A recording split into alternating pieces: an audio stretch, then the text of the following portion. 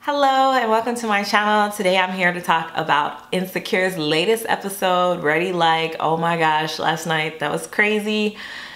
This is the most stressed I've been all season. Let's get into it. So before I even get into all this stuff, I just have to say a few things. One, Molly, what the heck is going on with you, girl? Like, I was rooting for you. We were all rooting for you. Like, she just annoys me. Like, I'm starting to realize I don't think I like Molly. I wouldn't be friends with her, I don't think. Oh, but we'll get into that. I gotta roll up my sleeves. That's how stressed Insecure got me. No, okay. Next is Nathan. They better not play with Nathan. Like, please let Nathan be good. Like, I want Nathan to work out. And he doesn't have to work out long term, just enough to get us through at least this season and at least next season, to be honest. And then Lawrence, you know, I was hating on you, but I'm glad to see you back. I enjoy the male energy back on the screen and knowing what's up with Chad, which is our only connect to Chad, I guess, is Lawrence. But okay, I'm jumping all over the place. Let's go into the episode. So when we start off the episode, they started off exactly where we left off with Issa and Lawrence having that awkward encounter, which, I mean, they're at the gas station. It's like, hey, didn't expect to see you. What you been up to? And Lawrence, we find out Lawrence has had his own little hoe phase. You know, last season, Issa was hoe for a hoe, and we got to see all her debacles, but we didn't really get to see Lawrence, and apparently he's been getting it in. So yeah, getting it in quite a bit, and we see him at the clinic actually. And the nurse is like, you know, wear protection or something. You could always wear protection. So I guess they did that for the viewers, for those of us who were like, where's the condoms? I honestly was only like that for the Ferris wheel situation. But I saw a tweet from Issa was like, hey, thank you to the writer for making sure we wrote in safe sex into this episode. So it had me laugh. So anyways, we later on find out that, you know, he has chlamydia or had chlamydia. So I think it's dope, like, that they kind of showed that aspect. Anyways, I digress. So then we go on and we see Issa. Issa is, I thought she was trying to join Beat Crew. Like, what is going on with this girl? Or whatever the other organization that was like, we got y'all, but with music. So I'm like, okay, she's doing a block party. I'm trying to follow, like, what exactly she's trying to put on for the community. And it seemed like Issa don't know either, because Issa literally, I felt like I had a flashback to when she wasn't prepared at work and she tried to BS those white, like, she said, I could BS these white folks in the meeting, they not gonna know. So she just didn't prepare and gives her sales pitch. But she tried to do this, but this is like with an entrepreneurial thing. She didn't know what forms she needed or anything. So I think she got a wake up call that this is not gonna be the same we got y'all situation where you've been with 5 years where you can coast and maybe get projects done. Because I'm sure she's put on, you know, those smaller scale projects and she's probably thinking like, oh, I don't really have to put in that much work. I could just get this done. No, ma'am, you're probably gonna be losing sleep. It's gonna be a lot of work. So that sets up, and then this brings me to why I'm so annoyed with Molly. So Molly, you know, you was complaining against your other firm. We had your back. I had your back on that, and I can tell you, like, you know, I could tell like you really wanted to change, and it wasn't right that they were paying that white boy more and all this other stuff. But you come to this black firm, first off, you come with your nose in the air complaining about everything. Then you get goody-goody with the girls, backstab them to be on the winning team that you think is the winning team with Torian, and then it's like, no, he just doesn't have your back and you're just looking dumb. And then your girl Karen, her assistant, is like, did her a favor and ran her an errand to get her baby shower gift. And you know, she just is trying to connect with you, and I get it. Sometimes I'm annoyed too when the people are making small talk, but it's like, this is relevant to the baby shower thing. She just ran you an errand, be nice. And all she said was like her boyfriend's albino, and you know, they're always talking about how the kids are gonna come out. Awkward, weird, yes. Someone to be like, oh, nobody asked you about your man. It's like, you just sound bitter. She just seems like a bitter, negative person to me now. And I'm like, I'm trying to find the redeeming qualities in Molly. I know we've had so many conversations about what are the redeeming qualities of Issa. And I'm like, I can't really figure out the redeeming qualities of Molly besides she's really ambitious, which is kind of a negative at this point. But besides, she has her career together. That's the only positive that I'm really finding with her as of late. I digress. So I'm just like, you know, when you're looking for all these perfect things, what are you checking off on your box, Molly? You're not really that nice of a person. And I might be judging really quickly, but she's just been annoying me these last few episodes. And when we started off the season, I was so optimistic that she would start in a new chapter. I didn't know it was a new chapter for the worse. Okay, and breathe. So next, so where do we go next from here? Oh, this is when we see Nathan and Issa again. So, you know, they're just chilling like in the bed and like relaxing, and you know, Issa's working on her plan. And, you know, he's like off in his own zone, and he's like, you know, how do you know when it's real? And I thought that was like a weird, like when I was watching it, I tensed up because I was like, this could go left or right. Like, that's really vulnerable. And I don't think I would ever be that vulnerable or could be that vulnerable with somebody that early, or even to allow myself to tap into that like, you know, it just seemed really early.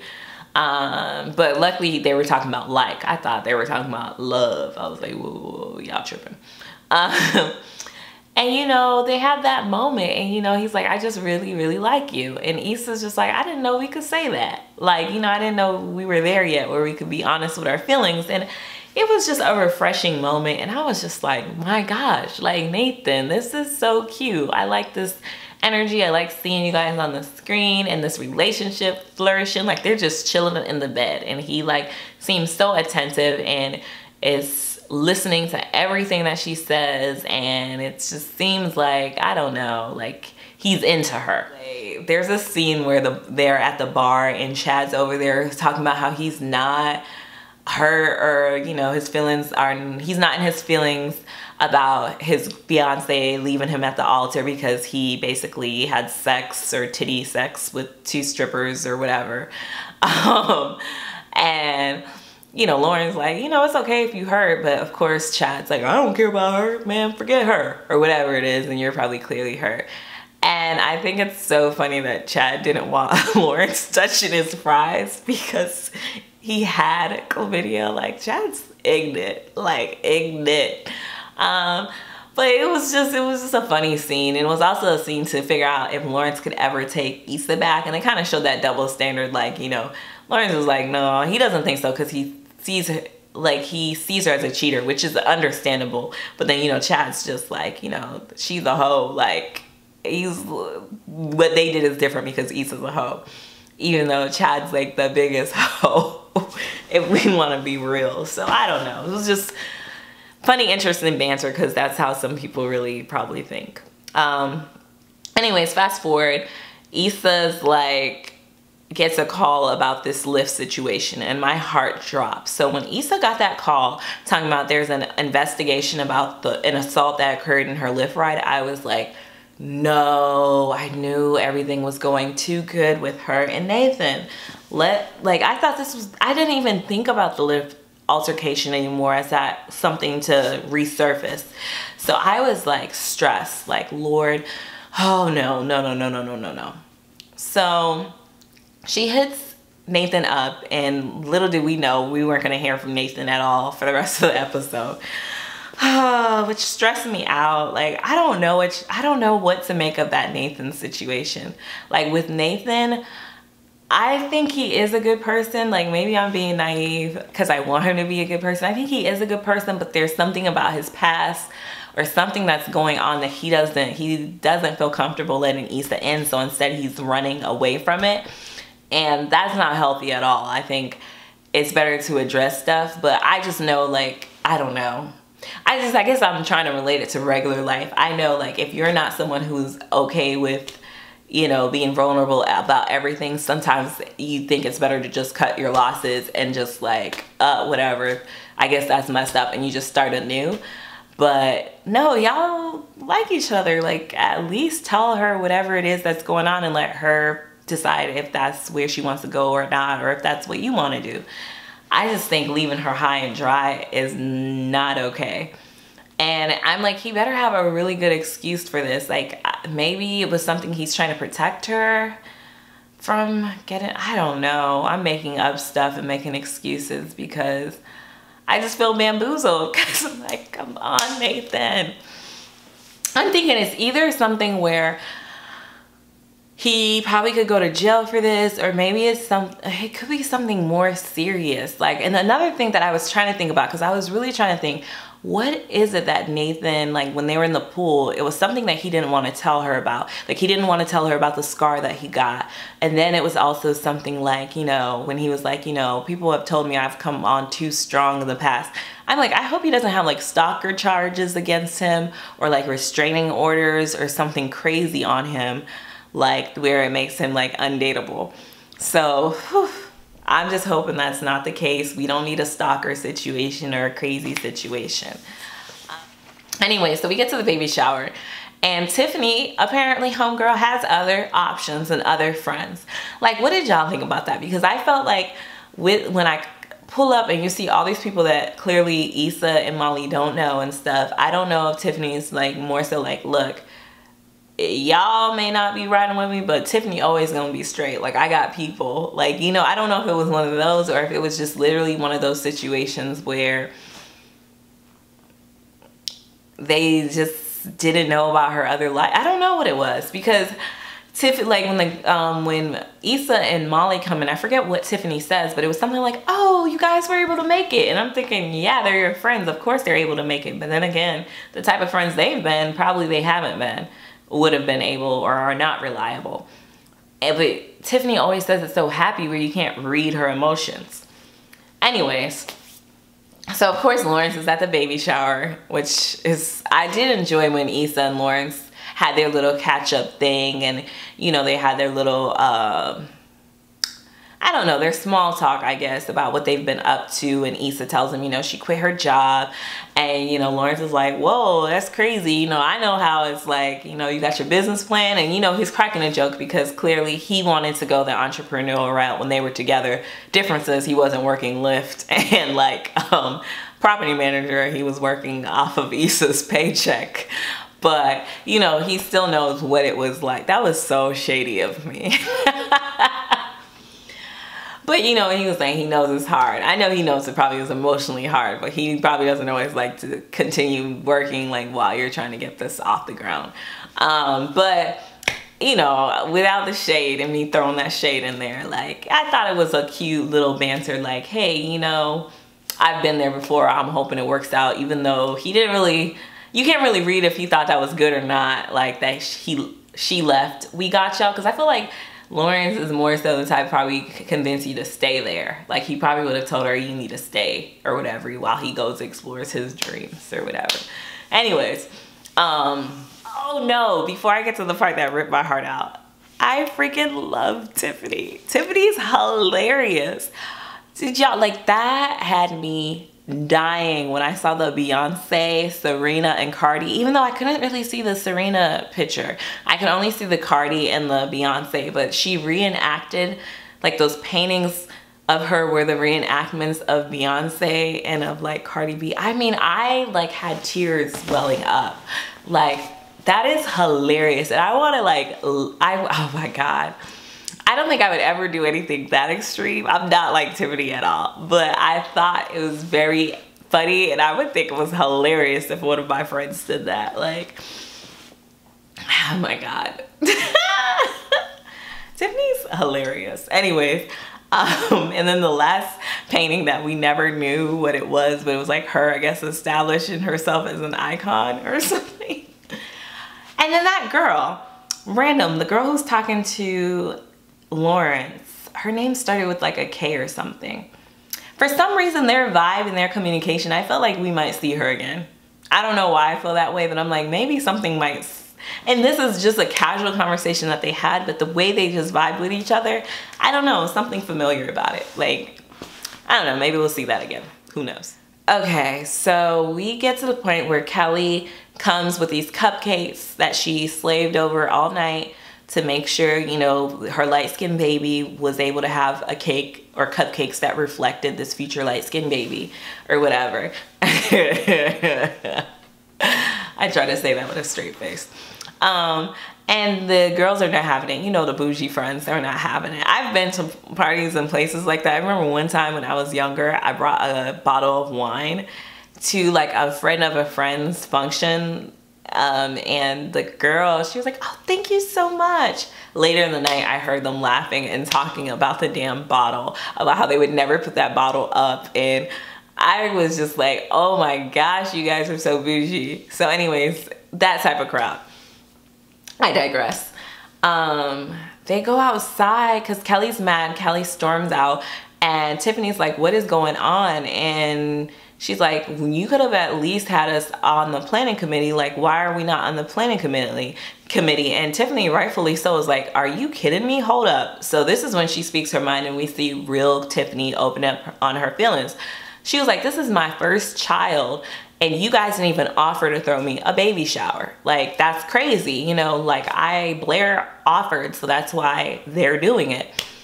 And, you know, Molly and Issa, of course, have these horrible excuses that life was busy. And she's like, this is my first child. There's always going to be life problems. And that was true. And Kelly, this is the first time I'm really understanding that Kelly actually has been trying. Kelly's like, yeah, they're raggedy friends, but me, I actually offered and you told me, don't worry about it. No, that you already have Blair doing it. And then Tiffany is just like, yeah, well, you know, I just thought Blair would do a better job and, you know, she's a mom or gonna be a mom. And I hurt for Kelly. I was like, that's so hurtful. I don't know if Tiffany just doesn't think Kelly's responsible because Kelly's like super ratchet and like is always ready to pop off, and she probably just didn't want to entrust her baby shower in her. But it's kind of like when you have a friend and you don't think they're good at things or you don't really think they're good enough or something, is the vibe that I feel like Tiffany looks at Kelly. And I hurt for Tiffany for her not feeling supported by like Molly and Issa.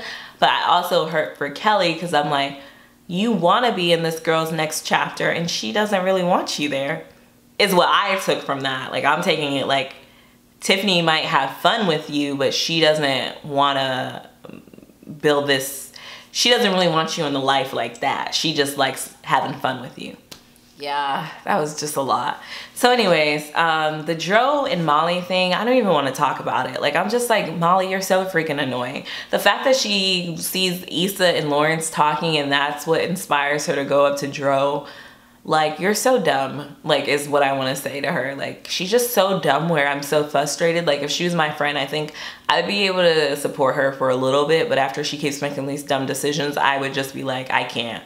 Like, tell someone else because this is too much for my life, because watching it is too much. Like, I'm so glad Dro was super rude to her, because if he was nice to her, she'd be back sleeping with him that night. Whatever. So, oh yeah, Dro's wife is pregnant, and of course Molly's feelings are hurt because he got his wife pregnant. Girl, I can't with you. So Issa gets the call that Lyft closed the investigation, that they were able to speak to Nathan, and she's like, when? Today? And they're like, yeah. So she checks her phone. I don't know what she's checking for, but she hasn't heard from Nathan. And I'm just like, what does this mean? Like, this is one that I cannot crack. I hope we get to hear from Nathan next episode, but I'm not too sure. Maybe we will on the finale. So Molly is probably gonna start dating Andrew, which was Nathan's friend, the Asian friend, which I think that's I think she should explore that option. I think he's cute. He was there, like, even when you were like really raggedy and ratchet and doing the most at Coachella and stuff like that. He hung on to your jacket. I mean, he seems like, oh, a decent, okay guy, enough where if you actually want to actively date, a date's not gonna hurt you. Like, we're not talking about like marriage here. So her with the interracial thing, I mean, I get it, but at the same time, it's just really a date. And as desperate as she seems, not to be like she seems super desperate, but as desperate as she seems to be going back to Dro right then, like, girl. With Issa and Nathan, there's a clip where it shows, like, you know, Issa tag teams with Molly to try to see if she can catch Nathan with Andrew, which is like, oh my God, that girl sprung. But that would suck. Like, I think getting ghosted, that would suck. Like, that would drive you crazy, like, you know? So I can't even. I can't even fault Issa for doing the pop-up. I'd probably do a pop-up too. Like if I got ghosted and you were like really building a connection with someone like that, you want to know what the flip. Just tell me if you're like not interested anymore. So I don't know, predictions for the end of the season. There's only 2 episodes left, sadly. I say that Nathan has a restraining order or some type of charge on him, and Tiffany gives birth, and you know, we're gonna see if those girls stay in the picture. Kelly and her may have a heart-to-heart and they are able to restore that bond, maybe. That's kind of where I'm at. What do you guys think is to come for this? I need this next episode to figure out what's going on with this Nathan situation. And then after that, it sucks because it's the finale and we're going to have to go through this again next year. But anyways, love and light. And I guess I'll see you guys next week for the next one. This is getting long. So bye.